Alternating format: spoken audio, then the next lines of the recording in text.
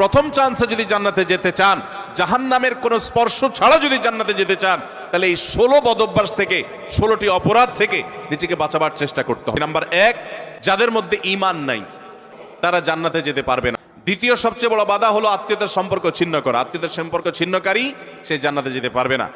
তৃতীয় বড় বাধা হলো যারা চগলখড়ি বদঅভ্যাস আছে, এই রোগটা।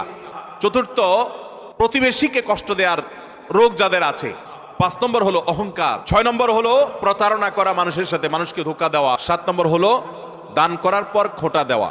8 নম্বর হলো কৃপণতা। 9 নম্বর হলো ঘুষ দেওয়া নেওয়া।